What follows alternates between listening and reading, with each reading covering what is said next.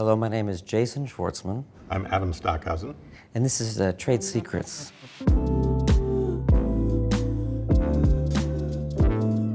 You created the entire environment. It was totally built. It's a rare thing to be like in a set that was completely built with functioning water, electricity, bathroom, built in a place that didn't exist before. Right.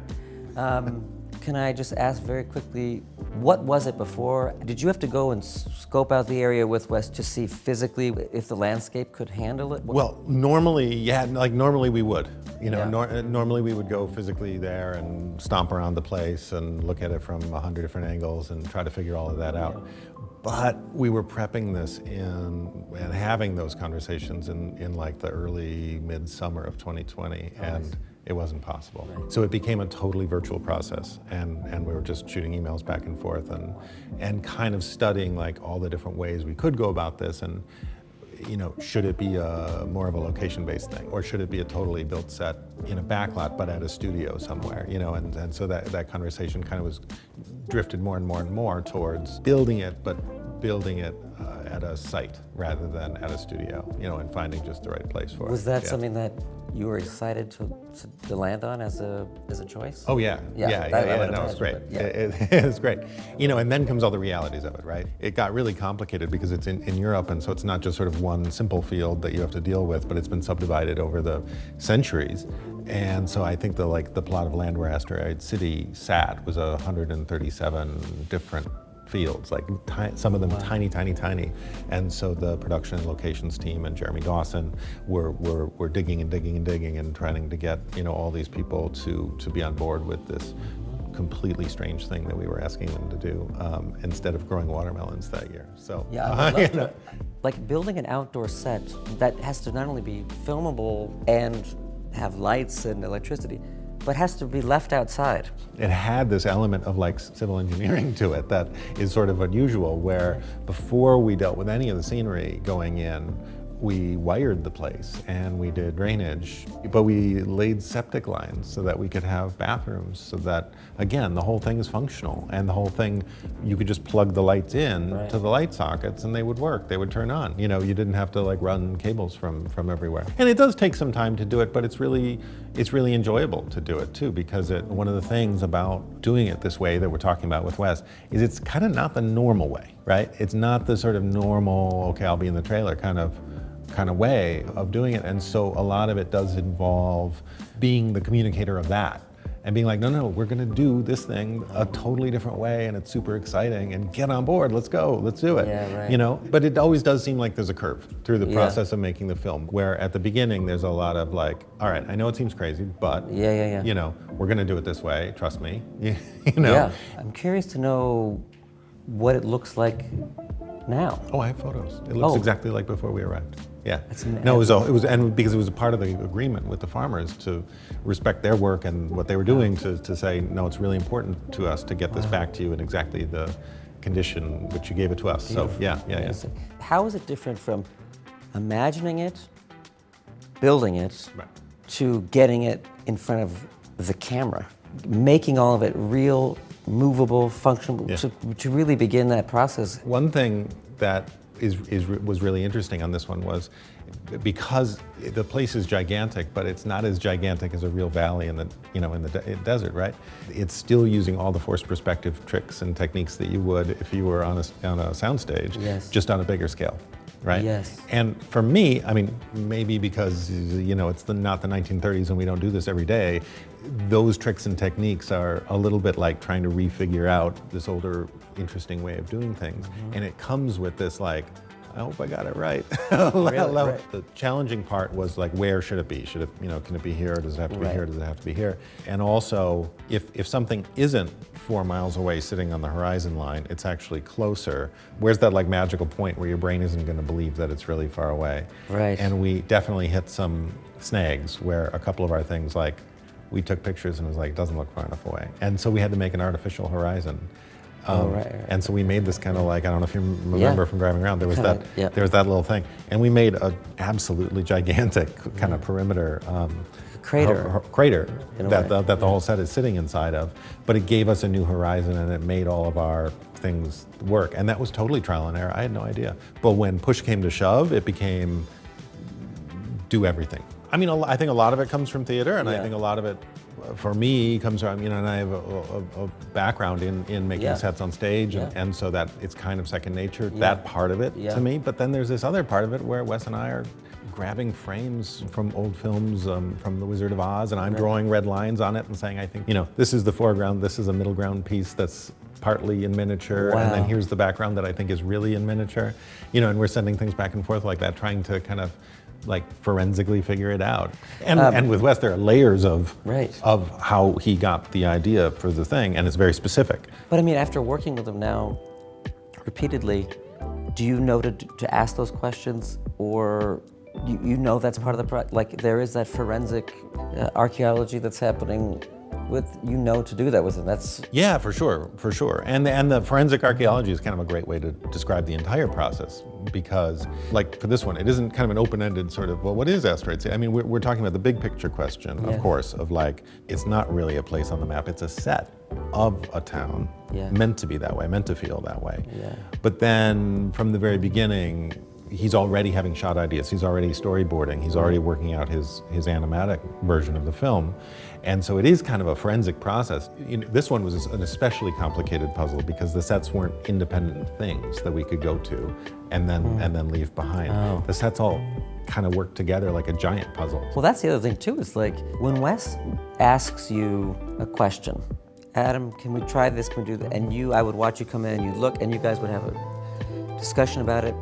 How are you economic with your energies, giving the person what's needed in the moment versus what's needed in the long term? I mean, that's what we're talking That's about. the everyday, all day. That's it. Like, that's the trade secret. That's it. Right, that's Don't the trade say. secret. Yeah. Well, it's a total balancing act every day to try to manage exactly that. Like, how can you do the most that you can do to service the last minute request or the problem of right now without hurting or endangering the next thing, right? And so you just do your best to balance it. And I do my best to like try to just be super clear with Wes and say, this is where I'm at. Can I ask you one? Sure. I just because we were talking about the sort of technical forensics nature of figuring out these complicated shots, but they do become very complex. And how is it for you when you're, I assume, trying to have your process in quiet, meanwhile there's this incredibly complex technical set of requirements and marks to hit, and then I'm doing stuff all around you with moving things and adjusting things, and I'm always fascinated watching you and kind of feeling bad, frankly, that I have got so much of a circus going on around you, and we need the circus. How is that process? Well, it's different in every situation, I think, but like for me, that's what I love about what we get to do. I like everyone helping each other to do something for someone else. It's my dream. That's why I like music. I think it's because it is I like a band. I mean, I like a group, and it's like, to me, it's essential. I love that. We're all part of the take. There's a scene in the movie where I have a lighter, and right in the beginning, and I turn around, and it's filled up with gasoline. And I turn around, light it. There's very many different things have to occur. And to do it, it was, the gasoline had to be the right amount of pressure of liquid coming out. The spout had to be in the right spot. The lighter, if it's too wet, can't light. It's not gonna go, So many things have to go right. I remember when we got a take that we were like, that's the feeling, everyone was hugging and high-fiving and stuff. And I just think that's the ultimate feeling, because it's not like, it's not about one person, you know what I mean? It's like totally. everybody, I love that we're all there for each other. I thrive on that, and I love it. And also I've never gotten to be around something like this. For me, it was like this crazy dream come true that I never knew I was having. Like, you know what I mean? Like, to walk down a road, like a forced perspective road, you're not supposed to really be able to walk down it, I guess, because it's meant to just But it was big enough in full But it scale. was real, that- exactly. yeah, Like yeah. it's bizarre. Like it looked painted, but you could drive down it Drive on a down golf from- cart. Yeah, yeah, yeah. Yeah. And it would get, you're very rarely in the forced perspective. Yeah. And I remember one of the last days, Wes and I, we had this really wonderful day where we kind of went and said goodbye to the place. And when we walked down to the end of the road, Wes put his arm up on one of the like telephone poles, was kind of looking around, and I was like, that's amazing. I don't have much forced perspective in my life, my daily Your life. daily life? Yeah, so I wish I did. Yeah. But so for me, it was like, kind of this like, I couldn't get enough of it. Well, I'm just thinking about the scenes that Scarlett and I did together. You know, some of the, like I remember just one day, because of the nature of the space, there was like a little curtain, like a little, instead of a wall in this one spot, that was the only kind of way that I could get into this thing. That gives the scene a whole other dynamic, like the way things are constructed help the actors so much. That's what I love. I just love how the space informs every decision that's made. I love that. That's exciting. But I love it's because, the best. Oh, it's amazing. Because I honestly, I'm always like, I'm sorry to tell you, you're gonna have to turn sideways, and then this, and then there's a snake pit you have to jump over, and then I feel like I'm always throwing these terrible No. difficulties in front of you. The coolest thing is this movie has got so many actors with so much experience and such incredible people. All of them, basically, the way they looked at the alien was the way they all looked at Asteroid City for the first time when they got there. It's incredible, the sense of wonder when something's really beautifully crafted and cared for and so special, like you just don't experience it. It doesn't matter who you are. It's the look in the face is the same. I mean, because I was there from the beginning to the end, I saw all these actors go, Wesley, let's take them over there. And it was just a testament to you that Tom Hanks has been on a lot of sets and all this, and like he's just like, this is the most incredible place I've ever been. That's Truly, so like just very the kind. wonder and the joy in every person. Like really, it's so unusual. There was something about it. There was something about Yeah. that place that was really extraordinary. And Yeah. I've been really trying to think of like what it was, and because in a way it was very simple.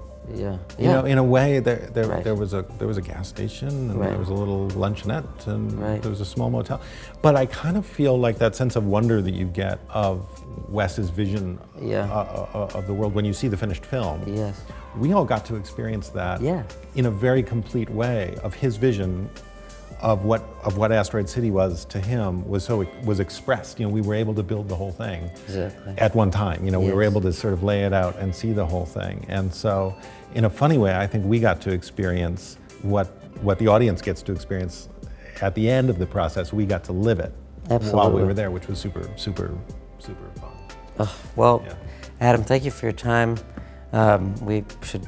I don't want to give away too many more trade secrets. Thank you for sharing your information and curiosity. Thank you so much. This was really It's the great. best. The best.